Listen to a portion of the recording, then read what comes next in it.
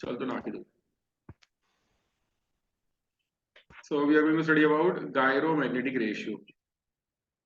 Gyromagnetic ratio.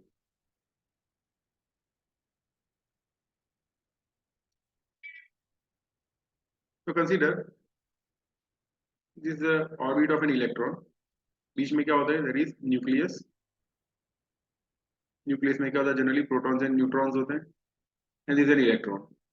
Electron का काम क्या है? Electron always revolve around the nucleus. ये घूमता रहता है पूरे दिन. So when the electron is revolving around the nucleus, at that time we can say electron is passing to this path, or we can say it will constitute some current. पता है ना, electron जैसा भी flow some current is constituted. वो current कितना होगा? I is equal to Q by T. अब Q क्या होता है? Q is equal to NE होता है. और टाइम क्या होता है? It is capital T. The time taken to complete one full revolution is capital T. अब N क्या होता है? It is number of electrons. यहाँ पे सिर्फ एक ही इलेक्ट्रॉन है, इसलिए क्या लिखेंगे? I is equal to E by T.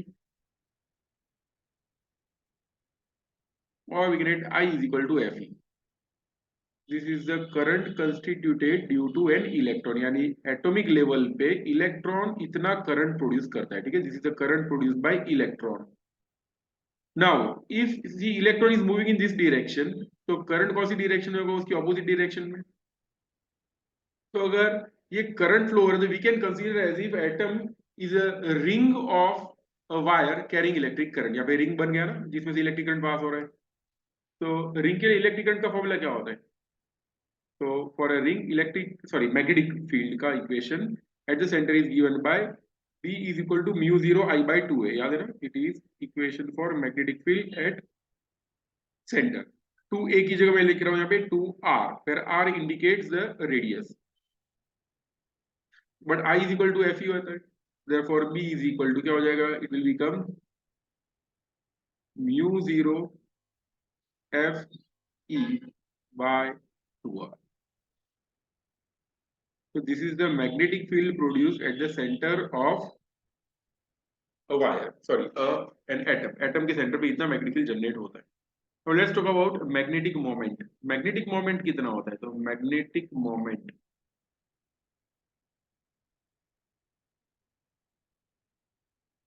कि अगर magnetic field generate हो रहा है तो magnetic moment भी होगा.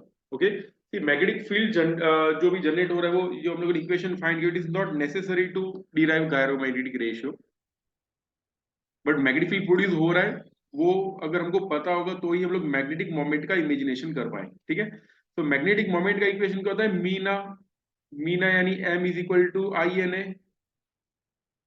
मीना. इसमें n होते हैं नंबर ऑफ टर्न्स. यहाँ पे तो सिर्फ एक ही इलेक्ट्रॉन है, तो नंबर ऑफ टर्न्स हो गए 1. और करंट का इक्वेशन क्या होगा? तो I is equal to f e, वो इधर डाल देंगे. ठीक है, will keep I is equal to f e. तो I is equal to f e, number of turns is 1, और एरिया कितना? It is pi r square. Pi r square. तो मैग्नेटिक मोमेंट का इक्वेशन होगा f e pi r square. That is the equation number 1. ये हो गया magnetic moment. तो let's see what will be the angular momentum. क्या find करेंगे अभी? Angular momentum.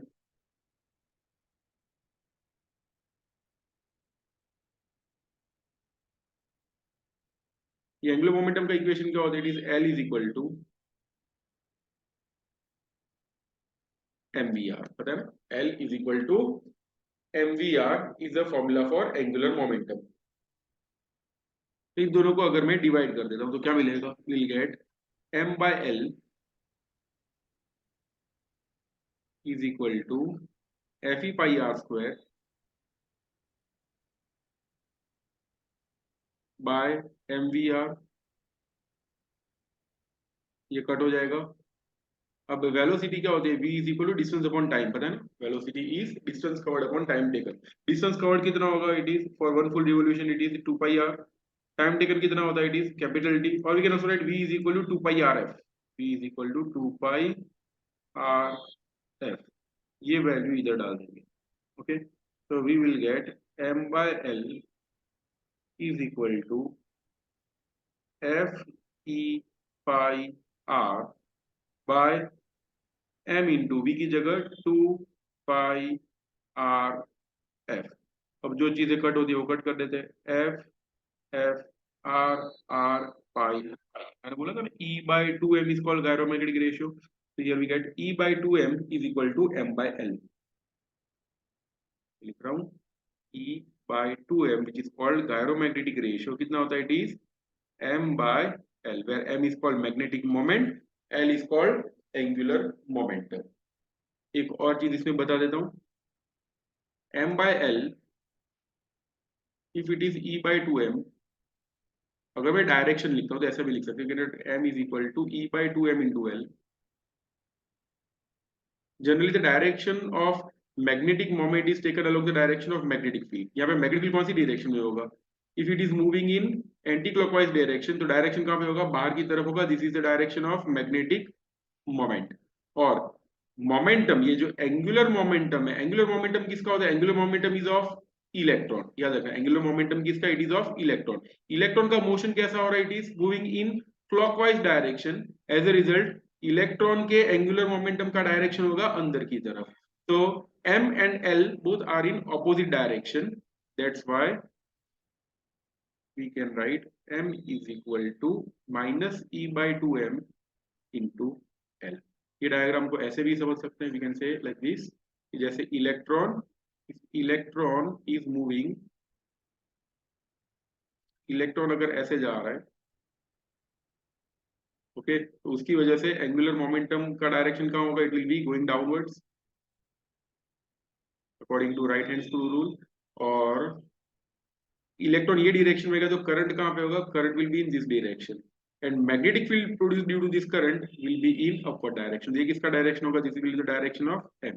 तो m और l दोनों हमेशा ऑपोजिट डायरेक्शन में होते हैं, and the ratio E/2m is called gyromagnetic ratio, gyromagnetic sir Bohr's magneton नहीं कहेवाय ने, गायरोमैग्नेटिक रेशियो इसे बोलते हैं। नहीं, बोर मैग्नेटोन ये नहीं है, इस बोर मैग्नेटोन थोड़ी अलग बात हो जाती है, वो करा रहा हूँ इसके बाद, पहले याद रख समझ लो। इस E/2m is called gyromagnetic ratio. अब E का वैल्यू क्या होता है, E इज 1.6 इंटू 10⁻⁻19, याद है सबको, okay, that is charge of electron. और m क्या होता है, m is the mass of electron. तो अगर चार्ज ऑफ इलेक्ट्रॉन और मास ऑफ इलेक्ट्रॉन दोनों की वैल्यूज अगर हम लोग रख देते तो will get a constant. Charge of electron और मास ऑफ इलेक्ट्रॉन वो हमेशा कांस्टेंट ही होता है। तो अगर हम लोग रेशियो फाइंड कर लेंगे तो रेशियो भी कैसा मिलेगा, will get ratio also to be a constant. वो जो कांस्टेंट होगा आप लोग डायरेक्टली कैलकुलेटर से भी फाइंड कर सकते हो, या तो मैं लिख देता हूँ वैल्यूज आपके लिए। Let me right this thing, E/2m का वैल्यू होगा 1.6 इंटू 10⁻⁻19 by 2 इंटू 1.6 इंटू 10⁻⁻27। रफली ये वैल्यू होती है 8.8 इंटू 10⁻10। यूनिट क्या होगा वो खास याद रखना, इंटू 10⁻10 क्या यूनिट होगा, चार्ज का यूनिट क्या होता है, it is coulomb per mass per meter kg। तो this much coulomb per kg is the unit of gyromagnetic ratio. Question ये भी आ सकता है that what is the unit of gyromagnetic ratio, तो क्या होगा, it will B coulomb per kg। तो dimensional formula भी अकॉर्डिंग देख ले, ठीक है। तो this was all about gyromagnetic ratio.